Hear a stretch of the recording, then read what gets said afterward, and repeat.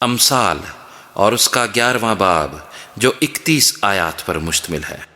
دغا کے ترازو سے خداوند کو نفرت ہے، لیکن پورا باٹ اس کی خوشی ہے۔ تکبر کے ہمراہ رسوائی آتی ہے، لیکن خاکساروں کے ساتھ حکمت ہے۔ راست بازوں کی راستی ان کی رہنما ہوگی، لیکن دغا بازوں کی کجروی ان کو برباد کرے گی۔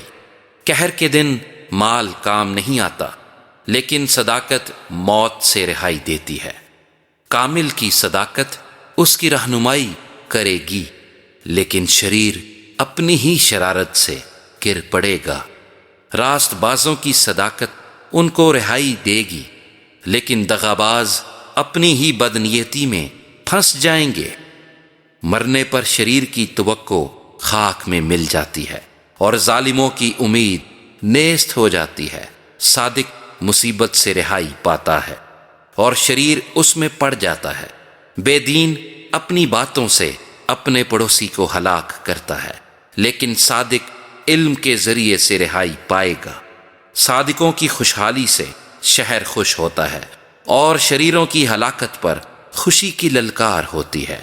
راست بازوں کی دعا سے شہر سرفرازی پاتا ہے، لیکن شریروں کی باتوں سے برباد ہوتا ہے۔ اپنے پڑوسی کی تحقیر کرنے والا بے عقل ہے، لیکن صاحب فہم خاموش رہتا ہے۔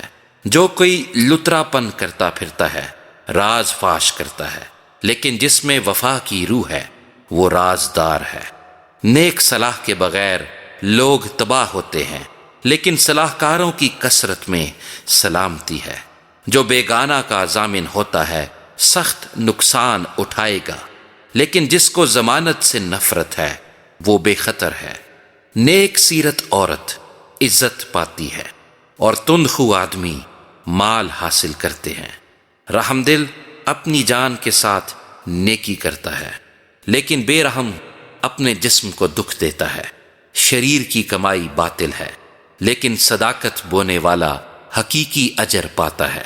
صداقت پر قائم رہنے والا زندگی حاصل کرتا ہے، اور بدی کا پیرو اپنی موت کو پہنچتا ہے۔ کج دلوں سے خداوند کو نفرت ہے، لیکن کامل رفتار اس کی خوشنودی ہے۔ یقیناً شریر بے سزا نہ چھوٹے گا، لیکن صادقوں کی نسل رہائی پائے گی۔ بے تمیز عورت میں خوبصورتی گویا سور کی ناک میں سونے کی نت ہے۔ صادقوں کی تمنا صرف نیکی ہے، لیکن شریروں کی امید غضب ہے۔ کوئی تو بتھراتا ہے پر تو بھی ترقی کرتا ہے، اور کوئی واجبی خرچ سے دریغ کرتا ہے پر تو بھی کنگال ہے۔ فیاض دل موٹا ہو جائے گا، اور سیراب کرنے والا خود بھی سیراب ہوگا۔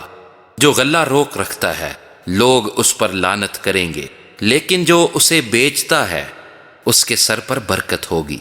جو دل سے نیکی کی تلاش میں ہے مقبولیت کا طالب ہے، لیکن جو بدی کی تلاش میں ہے وہ اسی کے آگے آئے گی۔ جو اپنے مال پر بھروسہ کرتا ہے گر پڑے گا، لیکن صادق ہرے پتوں کی طرح سرسبز ہوں گے۔ جو اپنے گھرانے کو دکھ دیتا ہے ہوا کا وارث ہوگا، اور احمق دنا دل کا خادم بنے گا۔ صادق کا پھل حیات کا درخت ہے، اور جو دانش مند ہے دلوں کو مو لیتا ہے۔ دیکھ، صادق کو زمین پر بدلہ دیا جائے گا تو کتنا زیادہ شریر اور گناہگار کو۔